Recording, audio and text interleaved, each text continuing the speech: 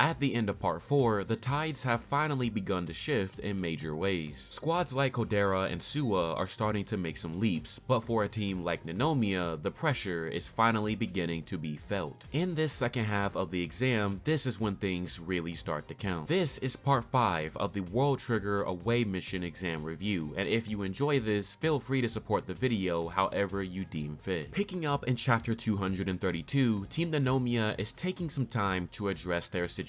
Chika is not doing so hot, and both Nenomia and the A-ranks take notice of her mood. It doesn't help that in the battle sims, everyone is immediately going for her, a tactic that Mikumo knows firsthand looking at round 4, but in comparison, her Tryon values are way too lethal to ignore. On top of that, she has a debuff called Combat and Experience, which takes an additional action token per attack, reflecting the brass's overall impression of her within the rank wars. As pointed out by you, it's a major fatal flaw when you get some time to observe it, and we see that the next round, even Mikumo has to capitalize on it. By keeping their distance and essentially waiting out the amount of action tokens she has, the game ends up becoming one-sided the minute her units can be capitalized on, and with the law of the first exchange in motion, it's game, set, match. It's not looking good, and even Emma is turning to Nenomia for a little guidance as Amatori is on the brink of total doom and gloom, though I guess we're already there. Nenomia decides to speak. He questions Amatori if she has been able to figure out anything on her own, and which she unfortunately has not, but Nenomia spins this in a constructive direction. If we go back to part 1, we remember that from the very beginning, Nenomia stated that he's not going to give out commands and has opted for his team to act on their own accordance with the test. A sign of faith and trust, but overall requires some courage, something of which Chika is having a little trouble of maintaining a consistent application of. She admits that she wants to do her duty right, but in her inability to do so, that is when she should be asking for help. Azuma chimes in, stating that there is a learning opportunity when it comes to tests, and that's to learn what you can and cannot do. Discovering shortcomings is part of growth, and realizing that that is supposed to lead to improvement. This line of thinking thankfully does put her back in solid spirits, and she even comes back with her own idea to potentially take back some momentum. From here, we transition to the top brass's thoughts as they examine the result of the battle sims. Firstly, they highlight Suwa Squad with their best record yet of 6 wins, 3 losses, and 1 draw. Kido also puts some respect on Mikumo as well, which is quite rare, so we take those. In second place, Kitazoe Squad has also had quite the come up thanks to more focused fire from Kitazoe's units. Utagawa and Kodera Squad actually tied today, with both of them only netting 1 loss among their wins and draws. Of course, the communication that came with Suwa Squad definitely helped pave the way. Next up, OG Squad came in 4th, though they seem to have employed a unique strategy this go around by each person swapping the units they control. The reasoning coming down to throwing off the enemy's understanding of how a set of units would move. Whereas OG would make sharper use of Ikuma's units, Ikuma would take over for Obishima, and so on and so forth. Quite a simple trick, but very effective, especially when everyone is pretty set in stone. Now onto the lower half of the bracket, Kuruma and Kakizaki suffered some losses today. Team Murakami took 8th as their competency would overall get the better of them. Of course, the real talk of the hour is how Nenomia and Mizukami Squad took the biggest hits today, and pulling into chapter 234, we see how Mizukami approached the day knowing the circumstances are different. Mizukami is still continuing to bring some surprises as his mindset is focusing on who is easier to beat and to expect some losses. There's no point in trying to come up with a bunch of counter strategies, so the best thing to do is to aim for the lower squads who will go down easier than the rest. He still makes it clear that to give some breathing room for the incoming point difference, maintaining a steady handling on the delegated assignments is still important. By establishing these parameters and expectations, his squad coming in 10th place is actually right on time for what he expected. Not to mention, he also sent info to the lower ranked teams as well in order to spice things up in his favor. All things considered, this was a unique approach that apparently director Rendo is known for as well when it comes to his tactics. Now as for Nenomia Squad, the obvious topic was about Chika and what her problem means in the bigger picture. In such a massive mission, there are going to be plenty of times where asking for help will be better than taking care of everything on one's own. There's a long road ahead of her, but at least it's not as difficult as Wakamura's. Coming in last place again, despite the results notes, the brass is actually more focused on how restrained Hiyuse has been, stating that perhaps if he caused trouble, he would be easily benched, but alas, Shinada is a man of integrity. Another constructive round of breakdown from the brass as day 4 concludes, with Suwa squad being the big winners of the day. Wakamura squad ended up climbing above Nenomia to 9th. Pretty sure this is the most he has smiled this entire arc. Over at Kakizaki squad, Taichi isn't taking it so well, but what's more surprising is that Kage is also apologizing for his slack on the homework. He admits that even he can't simply get by on just combat skill alone. Kakizaki is doing his best to keep a good atmosphere, but the weight of change seems to be a bigger force right now. As for Mizukami squad, despite them having a rough day, their lead over Kodera squad grew a bit larger than predicted. It's something not even they are fully sure as to why quite yet, and for the time being, it'll be a thought to keep in the background. Kodera squad is all around fairly pleased with their results. They're still aiming for first place and plan to crunch out some of the delegated assignments alongside their wins and draws to hopefully secure the best victory. Kodera's momentum this arc has been on a steady increase, and there's no doubt that someday he will be one of the future captains of his own squad. Now here is when things really get spicy for volume 27. As the evening wraps up for the Nenomia squad, the dual bedroom is shared by Emma and Nenomia that evening. Despite wanting to be on the team, Emma definitely has a bone to pick with Nenomia and the way he's been handling things, especially with Chika. This is a case of logical versus emotional, and naturally, these emotions would clash quite hard. The conversation takes a pretty intense turn. On one hand, Nenomia comes at Emma with the fact that his sniping talents cannot carry him alone in battle. There are other things that he must realize he's lacking in away from Kagura squad. On the other, Emma is sick and tired of Nenomia's attitude. From the way he talks to the way he walks, he is fed up and even goes as far as to blame his presence for why Hatohara left Border, but this is when things take an unexpected turn. As Nenomia tells the truth about what really happened to her, that her decision that day wasn't because she gave up, but rather she chose to go to the neighborhood. Keep in mind that a good majority of the cast has been kept out from the truth, and Emma is now joining the ranks of those who know. Chapter 236 would take us into the final days before she vanished. We go back to the results of the previous Rank War season as Nenomia confronts the brass. His squad was denied entry to the away mission because Hatohara is unable to shoot anyone. She is considered a liability, and despite the case Nenomia makes about how other personnel and non-combatants will be present, it's just not enough given she is a combatant. And so he turns to the big gamble of if Nenomia squad makes A rank, then the top brass must consider letting them go. He was so determined that he was willing to beg Izumi for help in order to improve his shooting skills. Now, correct me if I'm wrong, but this is also the first time we get to see Hatohara interact among her squad as well, and you can really see the similarities between her and Chika, which is why I am very excited for them to meet down the line. She was good friends with Emma, but despite all that he did to give her hope and to instill her with courage, it wasn't enough as she disappeared on the day we know of now. The story that came from this was her being relieved due to violating border security via top class secrets, and on top of that, Nenomia squad had been demoted to B rank as well. Kagura squad also bit a bullet, as in the pursuit of finding out about Hatohara's whereabouts, Kage was able to see past Netsuki's fake empathy and knock the wind out of him, which also demoted them to B rank. With both squads at a similar crossroads, on top of Tamakoma 2's own burden to carry, this mission is the most important one yet. Despite what he may seem like, Nenomia has his own burdens to carry, and no matter what, he will hear from Hatohara himself as to her reasons for leaving, for that is his goal in this upcoming mission. Ashihara handled this section really well, adding some layers to the story of Nenomia, some nuance to Emma's understanding of the situation, and even more mystique as to why Hatohara left. This plotline is one of the ones that could make or break the end of World Trigger, and I sincerely hope that it lands given it's one of our biggest mysteries since the very beginning. A key takeaway here is that despite what it may look like, Nenomia is looking out for Emma as those connected to Hatohara could potentially follow in her footsteps. This convo bringing day 4 to a close and pushing us into day 5. Now today, the special battle sims will begin, and while the squads think about what could make them special, we go back 2 days days earlier to the top brass reviewing the latest special assignment regarding the rank wars. Now this analysis is quite immense if you really deep it, so I'm gonna try my best to condense this and take it point by point. The first rule discussed was creating a 2v2 scenario. A second was to split the B rank into two massive teams that would put them red versus blue style. Can you imagine the chaos and the combos this would bring? We'd have some really crazy episodes. However, the major flaw with this one is that the amount of B ranks needed for defense duty would diminish. Now, a really fun idea came from Kashio and Sasamori, prompting a fortress defense game. To be honest, Chica battering ram would be top 5 greatest things in shonen history. Another idea was a tower defense element alongside the 3-way battle standard. Emma proposed a 3v1 with the lower tier squads against a top rank squad, and Sasamori also mentioned a 3-way battle but of the lower, middle, and higher tier squads. There's a lot of pros and cons with these ideas, but one that really stuck out was that agents could come up with modified triggers. This ties back into a video I made a long time ago about the potential of modified triggers becoming the norm, and I'm glad to see it making some type of presence. We also had the idea of shifting Tryon values. Imagine somebody like Mikumo actually having the ability to really fight back. The trade-off is that it creates a false sense of power. Now this one is a really far left idea coming from Kitora and Suwa, and that's operators join the battle. One critique I have seen about the series is that some people feel like operators being all woman is a bit of a cop-out, but if they join the fray as well and some of them have fighter potential, well, that certainly changes a lot. Kitora also mentions a defense mission that takes place with civilians in the area, which I'll be honest is definitely a possibility. For the $1 million idea, we have Taichi coming in with something I hadn't thought about since Replica, and that's the incorporation of Border's own Tryon soldiers, potentially to be controlled by operators among other ideas, but this is also a very good case to make about invasions. Though we win the battles, a lot of it is because of Jin being able to alert the brass before it all pops off. The numbers are still always 3-1 versus a Tryon army, and it will be nice to have some soldiers out front to help reduce some of the damage inflicted upon agents. I talk about this as well in a previous video, so if you want to hear my thoughts on that, the link to it will be in the description below. Now the thing to catch here is when Rendo says that they'll see plenty of this on day 5, bringing us back to the present. Right at the beginning, we are given special assignment 4, and that's to create Tryon soldiers using special software, and those units will be used during the battle simulation. Another massive shift in the momentum once more, and Suwa wastes no time getting a handle on the situation. We see that the software really dives into this idea of create your own. Down to the skeleton, your limitations are your creativity. All of these custom units will have similar stat categories to the original units, but there is one additional consideration being the cost limit, which is dependent on your Tryon levels. Funny enough, I hadn't watched the original Gundam at the time of chapter 238, but there is a Gundam reference in here, which I thought was a pretty cool nod. There's also a squad budget number, which keeps the quantity of units in check as well. So you could have either one giant unit or multiple smaller ones, but with different functions. It truly just depends. Budgeting all of this is really diving into that tactical fantasy of creating the perfect units for your squad to claim victory, and once again is World Trigger at its best. After much deliberation, every unit is being submitted one by one, only for us to get the rules for the battle sims right after. The rules are as follows. Only Tryon units will be used in these special sims. The units deployed must all fall within the squad budget of 12k. Multiple units of the same type can be deployed, but all squad members must have a unit on the field to contribute. When a given unit is defeated, the points awarded are the equivalent of the cost to make it. You won't know the cost till an enemy is defeated. Each match this time is only 5 turns, and we're keeping the same less than and greater than idea as well. If the final gap of points is 2k or greater, said squad with more points is the winner, and vice versa for a draw. Lots of pressure for the creation process, as if you make a bunch of weak units out of fear of points, you may not give a lot, but you won't win either. At the same time, expensive units is a high risk, high reward. Now in the midst of formulating a game plan, Utagawa squad is getting the perspective focused this time. Specifically Kuga, as Kotaro asked for his input given his resourcefulness looking back at the special assignment. We've had Mikumo come up with the big plans for a while now, and it's pretty refreshing to let Kuga speak at large given his own well of war veteran knowledge. Kuga's approach focuses on laying the basics out for Trion's soldiers, stating that soldiers with designated functions tend to be successful in said function but at a cost. All of them have their trade-offs and tactics that also depend on the type of brains they are given to match said tactic. Given the teams have limits such as cost, it's gonna be difficult to really pull off such detailed teamwork if they were really trying to account for everything. So the best way to win is to not think.